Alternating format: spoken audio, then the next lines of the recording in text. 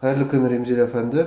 Мен Казанга кайткач, һәр вакыт очрашырга тырышам сезнең белән. Чөнки сез безнең милләт темасында, сәясәт темасында, гомумән татарлык темасында мин сезне зур белгечләрнең берсе дип саныйм. Аннары сезнең бар шундый бер үзенчәлегегез, мин аны инде 10 ел сизәм. Менә сез бер кайчанда яратмадыгыз пессимизмны. Татар бетә, менә анда татар мәктәбе ябылган, монда вуз ябылган, татфак биткән. Болгар гостиница җимерелгән, сез бер вакытта да пессимизмны яратмадыгыз. Һәм мин сезнең белән күрешкәчтен гел әзрәк үземдә ниндидер менә адреналин сизәм. Бу Россиядә әгәр дә татар чигенсә, татар сынса, бу ил бетә, чөнки анда федерализм бетә. Бүтән халык татарга карап тора. Чөнки бу Россиянең хуҗасы булган төп халык. Алтын Урданың варислары без бит инде. Ничек бетсен? Әле мин русларның башка кайбер милләтләр белән бут алып, алар минем шанслары азрак дип уйлыйм кыямат вакытта. Ремзил абый, менә сез бит инде һәрвакыт прагматик булдыгыз. Татар халкы коронавирустан исән сау чыгар микән? Бу вирус ул милләтенә карамый кешенең инде. Әлбәттә, әгәр дә үзенең кеше алдыннан карамаса, эләктерә, ләкин кем чиста? Кем қолын юып йөри, кем мәгълүмат килгәч аны исәпкә алып инструкцияны үти. Армиядә дә, хезмәттә дә, Себердә дә татарларны сайлап алганнар. Теге тәртипне саклый дигән, тәртипле һәм гыйлем ягыннан тизрәк эләктереп ала, аның шанслары күбрәк. Татар булган өчен түгел, барлык үзенең алдын-артын карап торган аң белемле һәм оешкан хәрәкәтле кешедә шанслары күбрәк була. Димәк, татарларның шанслары күбрәк бу мәсьәләдә. Ләкин татарларның гына түгел инде. Һәм дә татарларның менә авылда яшәве, төрле төбәкләрдә чәчелеп яшәве һәм кайбер менә бу начар гамәлләр, начар гадәтләр анда ниндидер сексуаль яки алкоголический әйберләр бик үтеп кермәве дә башка бәйләрнең дә татарларга үтеп эләктерә алмавына күрсәтелгән бер өмид булып саныйм мин. Сез авыл дидегез. Сезнең авылыгыз Башкортстанда Бишбүләк районы Дүсән авылы. Менә сезнең авылыгыз, кемнәр яши сезнең авылда? Көнбатыш башкортлармы, Казан татарларымы, Сарманнан килгән татарлармы? Кем яши сезнең авылда әйтник чыгыш буенча? Без Бишбүләк районының Дүсән авылы, кырыйдагы Гает авылы һәм башка авыллар әле берничә авыл безнең Бишбүләктә. Әлбәттә татарлар шулай дип яшәдек. Мин үзем әти белән яшәдем. Канакай дигән башкорт авылында, күршедәге 7 яшь тулгач, әти мине кайтарып куйды Дүсәнгә, чөнки мәктәпкә барырга кирәк. Туган телдә генә укырга инде, туган авылда. Ул вакытта әле мондый теге Көнбатыш Башкортстан дигән сүзләрне, башкорт дигән диалект ишеткән дә булмады. Шуңа күрә бернинди андый шик-шикафа юк. Халык үзе белә ул. Ниндидер теге тарихи әйберләрне өйрәнгән вакытта өйрәнергә була, ләкин архивларда безнең милләтебез ул вакытта язылмаган, чөнки татарның да, бигрәк тә башкортның милләте әле 20нче гасырның башында гына формалаша башлаган. Татарларныкы 19нчы гасырның ахырында. Шуңа күрә андый шик-шөбһә юк. Мин Башкорт университетында укыдым 60нчы, 70нче елларда Башкортстанда, Уфада. Анда безнең башкорт бүлеге бар иде, аның татар бүлеге бар иде. Безнең әдәби түгәрәкләр бик парлашып, рәхәтләнеп бөтенебез эшләдек. Шуңа күрә хәзерге ул процесслар безгә татарча әйткәндә не касается. Фатих Карим татар әдәбиятының классика айтныкы, нәрсәгә санасалар да Дүсән авылы, татар авыллары. Ондай бәхәс чыкканда безнең авылда бер Фәрида Бурангулова дигән бер ханым бар. Бу ел шәһәр бәйрәмендә әйткән ул. Мин үзем беләм дигән, безнеңчә инде безнең бик ул каныкай. Аннан без килен алып кайтабыз. Аларның бер милләт, безнең үзебез милләт. Шуңа күрә Дүсән халкы турында Яңа гасыр телевидениесында Казымәсе дигән тапшыру чыккач, аны берничә ел рәттән күрсәттеләр. Һәм әле генә Дүсәнгә, Бишбүләккә килгән анда Илсия Бәдәрдинова, Айдар Галимов, Гүзәл Уразова алдарак киләләр. Ягъни Казаннан килгән татар артистлары һәр вакыт шушы безнең Бишбүләк татар авылларына һәм район үзәгендә чыгыш ясап, яхшы гына эшләрне эшләп, заллар тутырып, акча эшләп китәләр инде. Шуңа күрә кешеләр үзләре белә ул. Хәзерге ниндидер булса дискуссия ул безнең якта анда яратмыйлар. Бездә башкортлар белән орашап. Минем өлкән абыемның хатыны Таусия җиңги мине үстерде башкорт авылыннан. Безнең дин буе башкортлары, аларның телләре дә, кыяфәтләре дә безгә якынрак та бер яктан.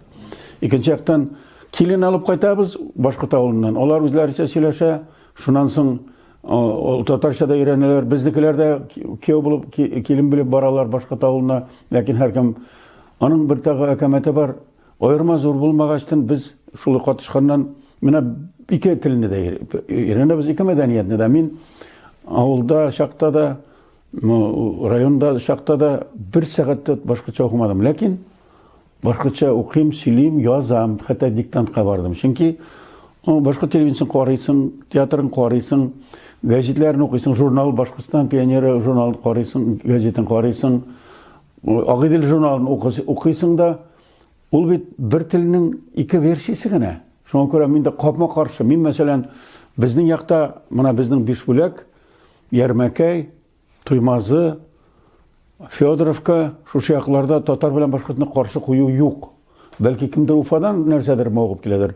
Ничектер бер-беребезне күргәч без шатланабыз да, һәркем үз телендә сөйләшә, үзенекен җырлый, аны кушылып бергә җырлыйбыз. Менә ике мәдәният дигән сүз әйтеп җибәрдегез сез, әйме? Менә сезнең улыгыз Шамил Вәлиев шушы ике мәдәният дигән мәгънәдә әйткәч, без инде бераз гына башкорт та, бераз гына татар да дигән сүз әйтте Шамил, сезнең Уфадагы улыгыз.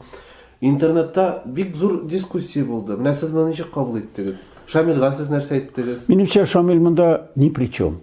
Анда Альберт Исмаил һәм башкалар кайбер вакытта мин башкортлыкка күчәм дип әйткәннән соң, Башкортстан кешесе нәрсә әйтсә дә көтеп торар. Һә, бу күчәм әллә дигән. Инде Шамил әнисе Чакмагыш кешесе буларак үзендә бик яхшы гына таный. Ата-бабалар язсаң, без бөтенебездә сословие ягыннан нелердә ревизский сказкаларда башлап язганнар, чөнки ул җирле дигән сүз булган инде ул. Припочинник, килмешәк, яки отчинник, җир хуҗасы, асаба, башкортлы җирле кеше дигән инде ул. Шамил анда әйткән, мин Башкортстанны сөйлим, чөнки мин Башкортстанда туган, мин шушында эшлим. Аңа еш кына бәйләнделәр һәм киләчәктә дә бәйләнерләр, кызганычка каршы. Синең әтиң Казанда дип, син инде Казан агенты дип әйтәләр. Шуңа күрә ул һәр вакытта исбатларга мәҗбүр. Мин Башкортстан кешесе, мин Уфа кешесе һәм аның башкорт мәдәниятенә, башкорт үзаңына каршылыгы юк, минем дә каршылыгым юк. Менә безнең Бишбүләк районында чуашлар иң күбе, аннан татарлар, аннан башкортлар, 4 башкорт авылы бар. Барысы да мин үземне, мин Бишбүләк дигән бер ниндидер этник төркемдә үземне аңлыйм. Һәм шулай булырга тиеш тә инде ул. Кеше үзенең туган җирен таный, анда яшәгән халыкларның мәдәниятен аңлый. Безнең яктагы чуашлар татарча белә. Мин инде башкортларны да әйтмим инде. Нишләптер кайбер вакытта башлар безнең авылга килгәч татарча күчеп сөйләшә башлар. Безнең якта шулай. Ләкин башкорт дигәндә мин әйтергә телим һәр вакыт, агайны башкортларны да онытмагыз әле. Асын башкортларны. Ураларда. Анда аның кыяфәтләре дә, телләре дә, акцентлары да аерылып тора инде бит. Әдәби тел шуннан алынган. Зиянчура, Абиялил, Хайбулла, Ушалы һәм башка шушы районнар. Әле Чиләбедә Аргаяш районы бар. Самарда башкорт авыллары бар. Орынбурда башкорт авыллары бар. Башкортстан Республикасы төзелгән Темәстә, Стәретамакта, анда Уфа бөгенесе без дә кирмәгәнбез. 3 елдан гына китереп кушканнар. Нишләптер шушы чын башкортларны, таулы, бөркетле башкортларны, озын киле башкортларны күрсәтмиләр дә, алар турында сөйләмиләр дә, аларның телләрен, фольклорын саклау турында да әйтмиләр һәм еш кына үзләре менә шушы татар белән башкортны каршы куючылар урысча сөйләшәләр. Алар бик грамотный сөйләр, телевизорда социологлар, этнологлар сөйләләр, бәхәсләшәләр, карыйм мин шаккатам. Хәзер ничектер мин белгән Башкортстанда андый бәхәсләр юк иде һәм бик өметләнәм. Гади халыкка бу әйбер үтеп кермәс һәм беркемнең дә милләтен үзгәрү мөмкин түгел, чөнки паспортны алыштырып булмый бит инде ул. Кешеләрне санаганда фальсификация булырга, ансы булырга мөмкин, ләкин ул кемгә нәрсә бирә? Һәр авыл үзенең телен бирә һәм федераль закон бит бар. Федераль закон буенча, закон о языках народов России дигән, һәр милләт үзенең телендә, үзенең яшәгән урында яши ала. Җыелыш үткәрә, урам язмаларын яза ала. Һәм әлбәттә гариза биреп инде хәзерге закон буенча мәктәптә укыта ала. Һәм укыта да хәзер Башкортстан татарлары гаризаларын мәктәпкә әйтеп бирәләр дә, балаларын татарча укытабыз диләр. Бәйләнергә кирәкми аларга. Синең милләтең казанып, чөнки Милләт һәм мәдәният билгеләнә бүген. Чыгыш буенча, беләбез инде ул Лермонтов та башка милләттән булган, Пушкин да Европадан, Африкадан килгән кеше булган инде ул, Аксаков татар булган дибез инде, Буниннар, Куприннарын да үзебезнеке дибез инде, ләкин ул бит инде үткән хәлләр. Аннан әйтим әле. Менә мин үзем чыгышым буенча кем дисәм, ДНК-ны тикшерттем, Америкадан кайтартып тикшереп карадылар да. Беләсезме кем мин? Кем сез? Балтик буеннан күбрәк компания. Әлбәттә, 150 буынның бүтән компанияләр кергән. Анда чуваш кергәнме, башкорт кергәнме, урыс кергәнме, барса да бардыр, белмим бәлки. Ләкин иң күбе Балтик дик, ягъни бу поляк яки Литва татарларының компоненты миндә күбрәк булган. ДНК дигәннән ДНК. Ул мәсьәлә буенча ген, бу ген. Без ген буенча билгеләмибез. Ген буенча ул ниндидер кыяфәткә керә, ул ниндидер темпераментка керә, ләкин кеше бары үзе генә белә үзенең милләтен. Һәм мин әлбәттә үземнең тамырларымда, чыгышымда Балтик буе, Литва татарлары безнең бабаларыбызда булганын аңлыйм. Ләкин мин Идел Уралдан, Башкортстан җиреннән, гомумән Идел белән Урал арасында татар белән башкорт дигән бик якын шундый бер супер этнос бар. Мин шушы халыкның, уртак халыкның бер кешесе һәм аерым алганда татар мәдәниятенең вәкиле һәм менә шушыны мин үзем 2 тапкыр югары белем алган. Уфада татар бүлегендә укыган буласыз. Мин моны беләм. Ләкин гади татар кешеләре, гади башкорт кешеләре, гади урыс кешеләре үзләренең милләтләрен аңлата да, аңлый да алмыйлар һәм кайбер провокаторлар аларны китереп булгатырга, кытыртырга, шикләндерергә мөмкинлек кала. Өйрәтергә кирәк яшьләрне үзенең халыклар тарихына, үзенең тарихына һәм шәҗәрәләрнең ул кеше исемләре генә түгел, шәҗәрәләрдә булырга тиеш гаиләнең тарихы. Маллары күпме булган, җирләр булган, ансы да табылыр. Алардан нинди рухият булган, нинди җырлар җырлаганнар, ничек сөйләшкәннәр алар, нинди гадәтләр булган, ул аерылып тора. Мен авылдашым Фәридә Борангол әйтмешләй, безнең авыл кешеләренең бер гадәт, гореф өйдә, обычайлары, күрше авылдагылар башка милләтнеке булгач дип әйтелә. Бу бик гади әйберләр, һәм анда беринди бәхәсле әйберләр юк шикле муклы. Бары тик монда татар белән башкортны бер-берсенә каршы куеп, котыртып, талаштырып шушы республикаларны кысарга теләгән технологларның проекты гына дип саныйм мин моны. Менә 200 мең татарны без Башкортстанда кире кайтара алырбыз микән җанисәп вакытында? Алар бер кайда китмәгән. Таһир Ахунҗанов, Башкортстан өлкә комитеты секретаре по идеологии. Ул әйтте, без моны эшләдек инде Башкортстанда башкортларның санын арттырыр өчен шул Ревизский сказкадагы сословие буенча эшләдек. Ләкин ул Ахунҗанов булып калды үзен. Шакиров үзе язылган башкорт булып, ул Ахунҗанов дигәч ул татар инде. Ахунҗанов булса ул башкорт булыр. Ул әйткән Шакировка беренче секретарьгә, ак башкорт буламыни дигән, ул аны яза, җавап та биргән. Шуңа күрә безнең анда бу мәсьәләдә дә бернинди икеле юк. Ул китмәгән ул. 200 мең саннар үзгәртелгән, ләкин аерым берәр кеше генә булмаса инде, бәлки бардыр бер 3-4 кеше. Беркем дә үзенең милләтен ихлас үзгәртмәгән, бәлки каяндыр Уфадан килеп сораган вакытта илешләр кайберләре, әйе, минем бабаларым башкорт булган дип әйтәр. Син бабаларың кем булгандыр? Минем бабаларым Литва булган, ләкин мин бүген татар. Чөнки бу кешеләр, бабаларым дип әйткән кешеләр, ниядер ТНБ карыйлар яңа гасырны. Татар артистларын барып карыйлар, телләрен үзгәртмиләр. Ничек үзгәртәсең кешенең теле? Алар телләрен үзгәртергә. Укытучылар да, муллалар да үзгәртә алмый кеше. Әтисе, әнисе, бабалары, авылдашларының моң җырлары ничек булган, шулай саклана ул. Анда бернинди экспедициялар кирәкми. Кешеләр үзләре белә, телләрне әлбәттә теге татар теле белән сөйләшүче башка милләт кешеләре дип әйтсәләр, әлбәттә мин бу эшкә ышанмыйм. Шуңа күрә Альберт Исмаил да татар булып кала. Әлбәттә инде ул әлбәттә инде. Мин башка зур түрәләрендә әйтәм, чыннан да мин башкорт. Әнә мин татар түгел, киресенчә башкорт. Яки мин башкорт түгел, киресенчә татар дип әйтәсең. Минемчә ул телләрнең, мәдәниятләрнең якынлыгы милләтләр арасындагы зур ташчыкны куярга рөхсәт итми. Татар белән башкорт аерылса, алар бер концертта куя алмый һәм бер залда җыя алмый. Бергәләп Сабантуйда, бергәләп булмаса, Сабантуйда үткәрә алмый. Шуңа күрә Кай вакытта бит башка мәҗлескәләргә утыралар, башка бәйрәмнәргә баралар, аңламаганга. Җырлары ошамый, мәсәлән, башка фәлән милләтнеке инде. Сүзләре аңлашылмый, гырыфлары башка, чыгада китә, утырмый, катнашмый. Ә инде татар белән башка рәхәтләнеп катнаша. Һәм ни өчен ул безнең яктан менә безнең Дүсәннәр, Аетлар, Сарман районыннан, Минзәлә өязенең шушы төбәгеннән барганнар. 12 авыл, Кәркәл авылы да анда Айдар Галимов белән Айдар Халимов шунда барганнар. Алар барганнар анда. Тугандаш халыклар килгәч, башкортлар үзләренә бирелгән җирләрне рәхәтләнеп сатыпмы, булаймы биргәннәр. Керткәннәр, чөнки алар шәбәеп киткән. Мәдәният килгән алар белән бергә, сәнгать килгән, аларның тормышлары үзгәргән, киленнәр килгән, кияүләр арткан. Шуңа күрә рәхәтләнеп башка милләткә булганчы дип, үзебезнекеләр булсын дип биргәннәр. Шуңа күрә шул вакытта кушылу башланган, ләкин кушылсаң да әлбәттә һәр авыл, һәр диалект, һәр милләт, кичкенә милләтләрдә әлбәттә үзенчәлеген сакларга тиеш. Ә хәзер менә телевизор бар, интернет бар, WhatsApp аша җибәреп бар. Һәр халык, һәр авыл, һәр кавым үзенең үзенчәлеген куллана, сакларга техник мөмкинлекләр бар. Менә саклау дидегез, берләштерү дидегез. Шуның өчен Татар конгрессы стратегия да яза башлаган иде.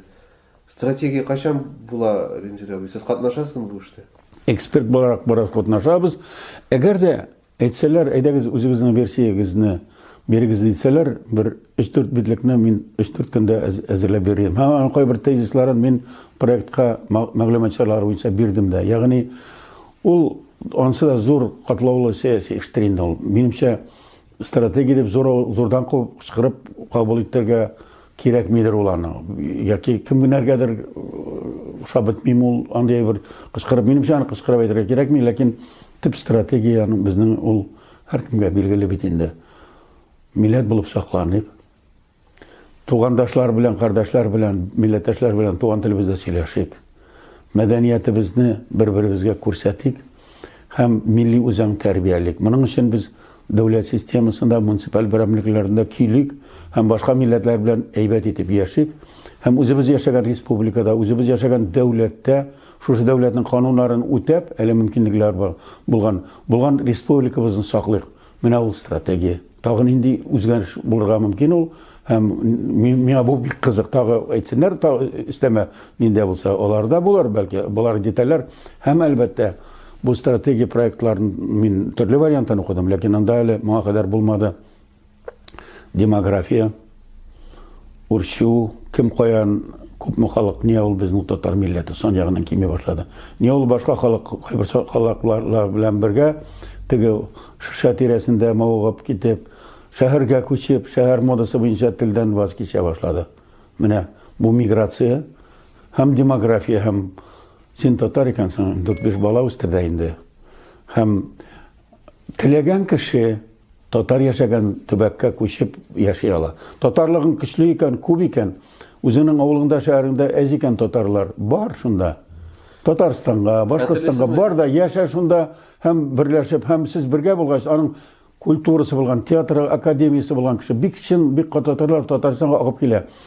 90-нчы елларда ел сайын 70 мең кеше килә иде. Инеш поселогына барып йөргән идек бер качак. Андый авыл булып та яши башладылар. Кайберәүләр үзләре яшәгән урында укмашып яшәвен дәвам итәләр. Мәсәлән, Чувашиядә, Башкортстанның кайбер җирләрендә.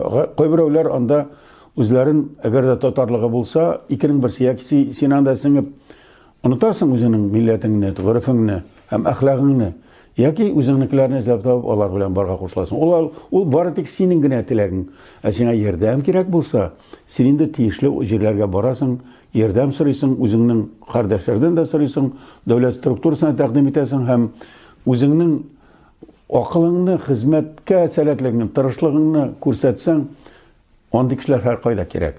Ә бигрәк тә татарлар. Ясында кичектә көчле диләрме, шуңа күрә бергә җыелган милләттәшләр алар һәр вакыт бөтен милләтләрдә бергә укмашса, армиягә баргач та, авылга килсә дә, шәһәрнең мәхәлләсендә булса да, алай күңеллерәк. Шуңа күрә менә бу әйберне санаганыбыз бармы безнең? Кем каян күчкән теләге буенча, кая мөрәҗәгать иткән?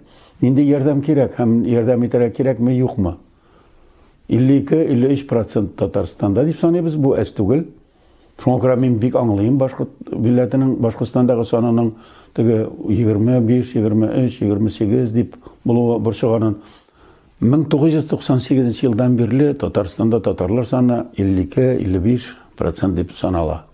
Ләкин авылда яшәгән татарларның тууы да күбрәк, һәм читтән килүчеләр дә бар. Кем белә инде аның?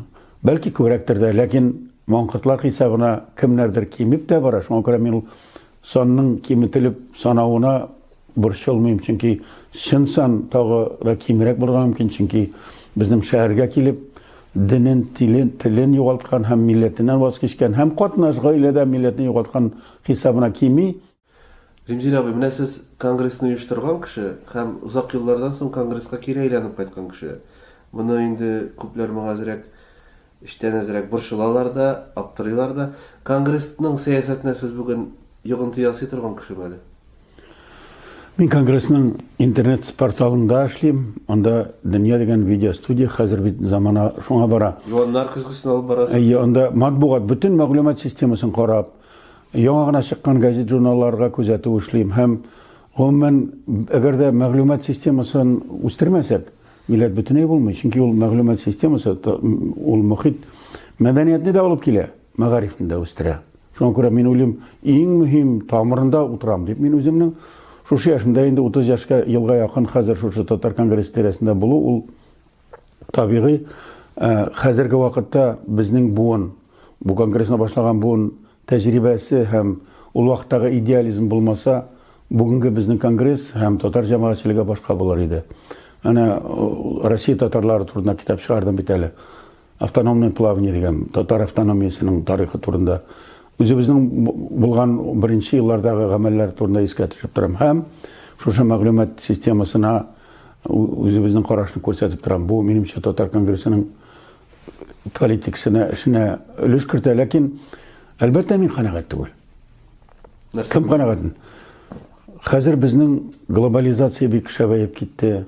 Маңкортлык артты. Яңа буын урыс телле яки милли үзаң яшьләр үсеп чыкты. Бөтенләй башка. Менә шу шартларда без мөгаен гайри рәсми эшне күбәйтергә тиештер һәм интернет аша һәр татарның өенә Skype аша барып җитәргә тиештер. Хәзер без теге зур форумнар, сабантуйлар алар яхшы үтә, алар да кирәк. Аларның чыгымнарына да дәүләт яхшы ярдәм итә. 90нчы еллардагы кебек иҗтимагый эш, иҗтимагый хәрәкәт һәр кешенең үзе теләге белән бушка эшли торган кешеләрне сайлап алып, аларны үстерү әле иртәрәк әле аларны онытырга. Шул, ягъни хәзер дәүләт бик яхшы ярдәм итә, ләкин милли җан иҗтимагый хәрәкәт үзенең миллилеген онытырга тиеш түгел. Әгәр дә халык үзе генә үзенең энергиясын салса гына үзе яши ала. Ниндидер өстән ярдәм биреп, фарман биреп, шикләп яки үстереп кенә милләтне яшәтеп булмый. Минем милләтем, моны дип әйтәм, кай вакытта сорыйлар, синең дәүләтең юк дип, минемчә Татарстан Республикасы 100 еллыгын тутырган ТССРдан башлаган бүгенге Татарстан ул начар әйбер түгел. Ул менә безнең 15нче гасырдан соң Татарстан ул безнең соңгы 450 ел элек булган дәүләтебезне төзүне, кайтаруның беренче зур адымнары булган һәм зур нәтиҗәләргә ирешкәнбез бит инде без. Шуңа күрә без шуны сакласак, Татарстаныбызны сакласак, һәм гомумән татар халкы.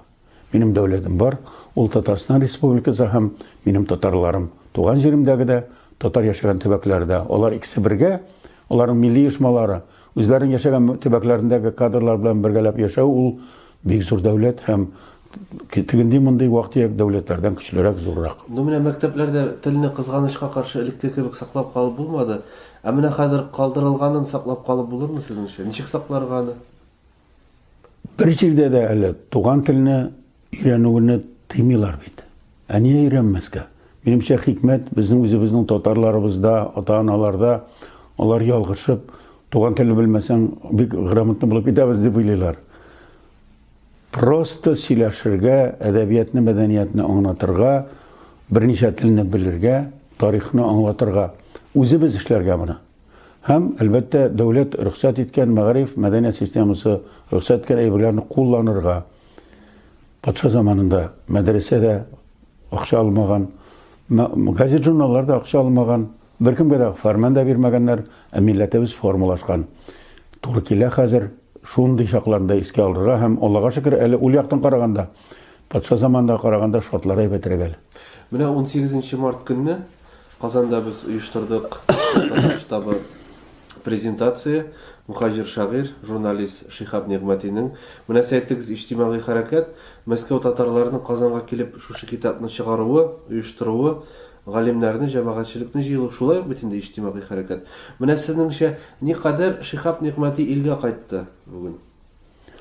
Шихаб Нигъмәти язмышы ул безнең татар халкының язмышы. Әйе, Җәлил, Фуат Булатов, Гайнан Кырмашлар башлары киселгән алар каһарманнар, алар оешма оештырып, легионны фронтта дөрес якка бору өчен әзерлек алып барганнар. Һәм шуның өчен башларын салганнар. Ләкин гади анда алар бит барса да яшерен оешма була алмый. 30 мең кешелек яшерен оешма була алмый, ул берничә дистә була алар. Шуларның арасында легионны оештырып бирүче һәм үлеп, ширләп, аштан юкка чыгып барган милләттәшләрне сайлап алып, легионга бастыру, алар арасында мәдәни эшләр эшләп бару группа булган бит инде. Шул исәптән Шихаб Нигъмәти.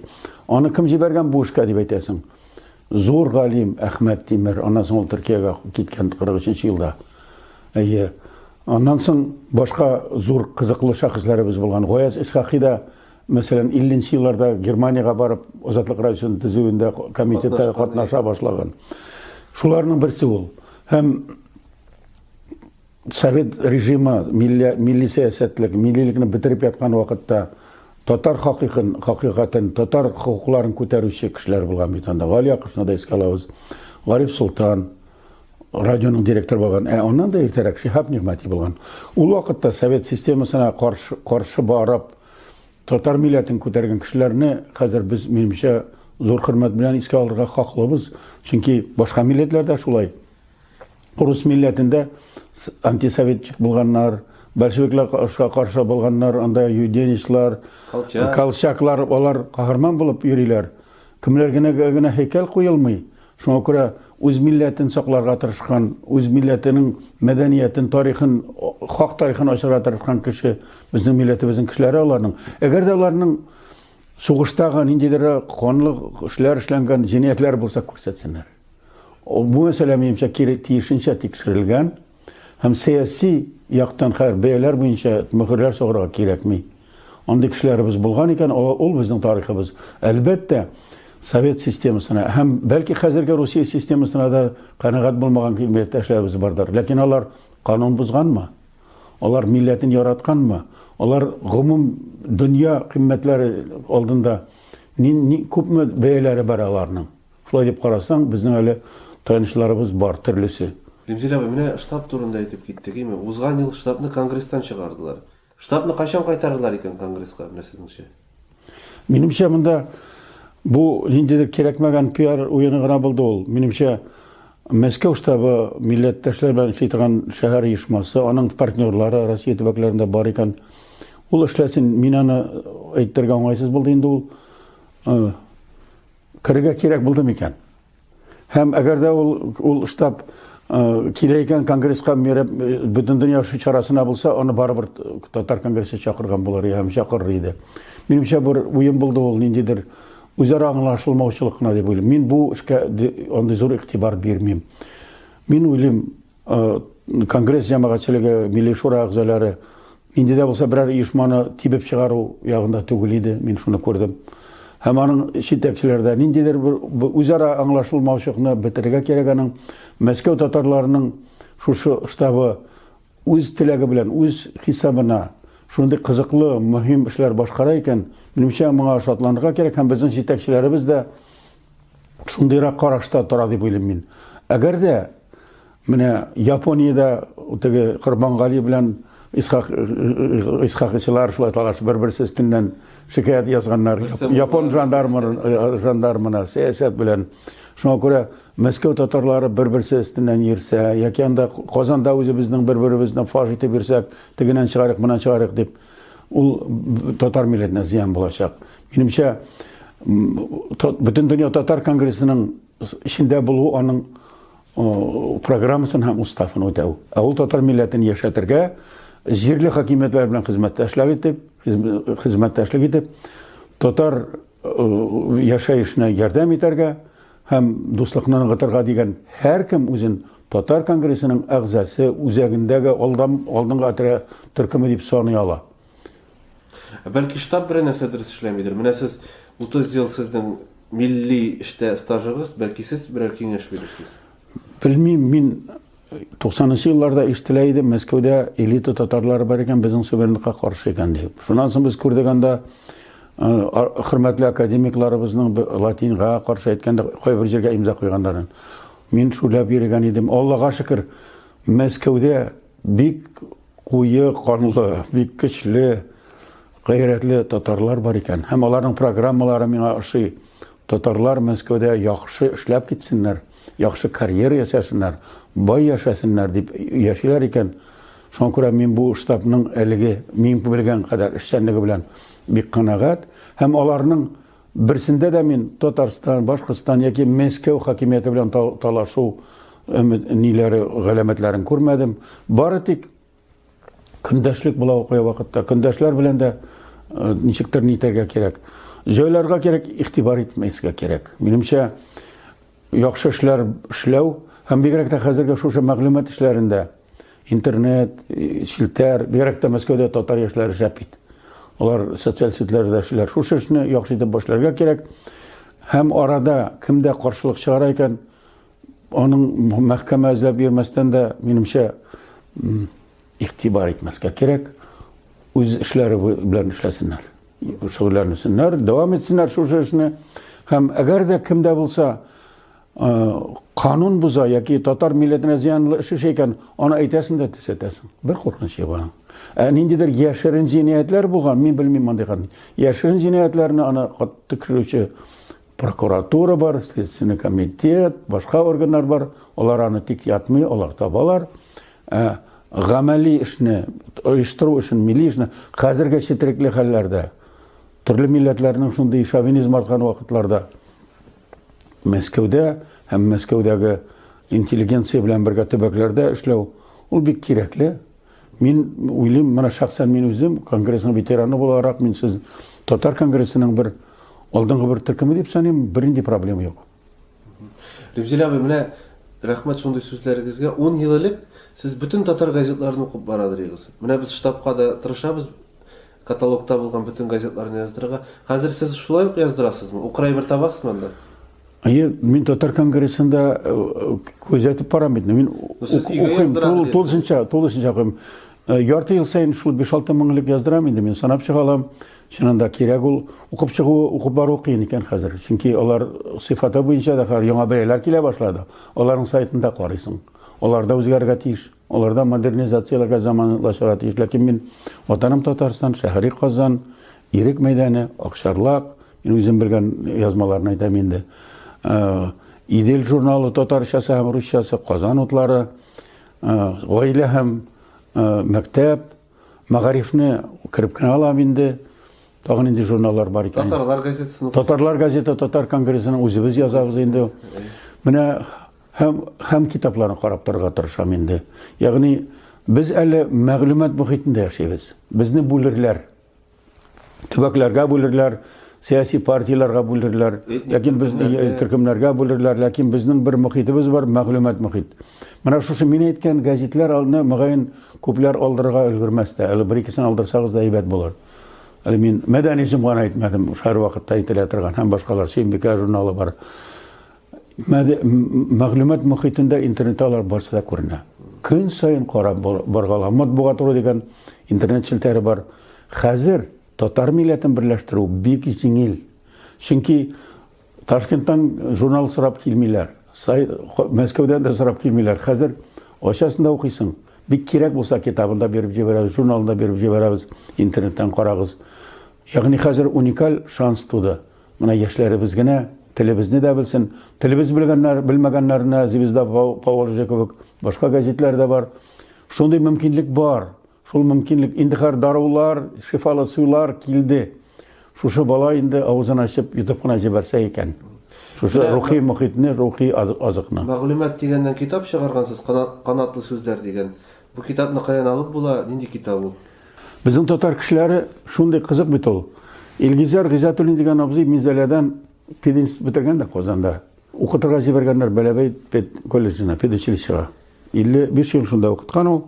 Һәм ул беренче татар канатлы сүзләр төзелгән төзегән. Берничә ел күтәреп килде ул миңа татар конгрессына. Крылатый фраза инде. Төрки халыкларда андый сүзлек юк иде. Миңа бераз ярдәм итеп элек чыгарган иде аны. Шуннан соң ул хисабына әзгенә Тоймазга барып та чыгаргалады. Менә шул сүзлек бу. Андрей Казнасы Муланда. Тукай сүзләреннән афоризмы шундый бу байлык. Менә шуны без чыгардык, аны Мәдәният министрлыгы китапханәләренә чыгарды һәм сатуда юк. Шулай да кирәкле кешегә булсын дип без аны үзебезнең хисапка чыгардык та мин аларның татар китабы сатылган кибетләргә куйдырттым. Кирәк булса татар конгрессына киләсез дә сорыйсыз яки соратып аласыз үзегезнең һәр татар гаиләсенең өендә өстәлендә тора торган. Чөнки шушы канатлы сүзләрне кыстырып сөйләсәң син менә дигән мәдәни кеше, мәгърифәтле оратор, укытучы буласың. Профессор буласың татарча, артист буласың. Ул сүзләрнең мәгънәсен аңлап, кемнең кайчан әйткәнен белеп, һәм кайсы урында нинди цитатада кулланганын карасаң, һәм аның шушы җирләрен белгәч, синең инде бу татарча югары белем алу дәреслеге. Шуңа күрә без аны шулай кыен булса да татар милләтен яраткан кешеләр мәхрүм калмасын дип пока чыгардык. Ул таралгач бәлки тагы чыгарыбыз без аны. Менә монда ачтым да 161 бит Хуҗа Насретдин дигән килеп чыкты. Бу бит инде фольклор, Хуҗа Насретдин. Нәкый Сәнбәткә бит хәзер аның тирәсендә бик каты русча әйткәндә шумиха бара.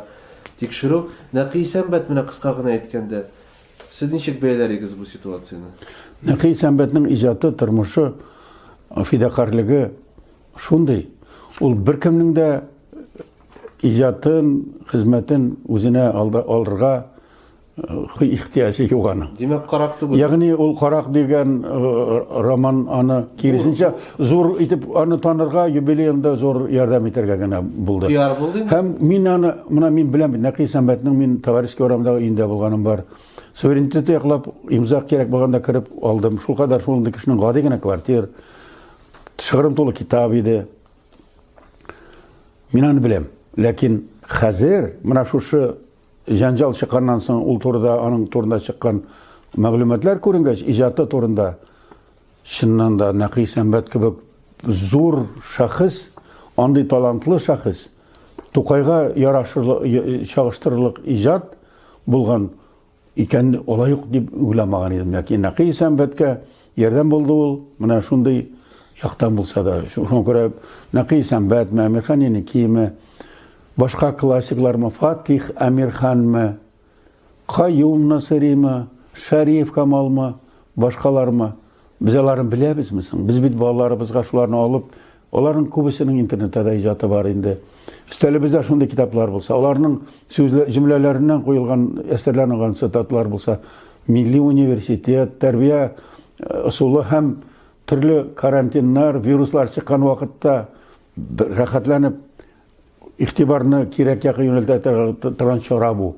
Гомумән уйлыйм, шундый бәла каза килгәндә таянырга кирәк милләтеңнең мәдәниятенә, рухиятенә, әдәбиятенә, талантлы шәхесләренә. Монда теге мәктәп программасында цензура күп, анда Ронадан киләләр, директор тутырта, министрлык тутырта. Ә монда без үзебезнең гаиләбезне, кардәшләребезне, дусларыбызны, яраткан егет-кызларыбызны өйрәтә алабыз. Минемчә, депрессиягә һәм вирусларга көрәшнең иң җайлы әсбабы безнең милли кыйммәтләребез. Шушы югары нотада без тамамлыйк Римзил абый сөйләшүне. Милләтебез яшәсен, коронавируслар, башка төрле депрессияларны исән-сау кичереп, алга таба да Казанда, шушы татар Казанында безгә очрашырга насыйп булсын. Насыйп булсын. Имин булыйк.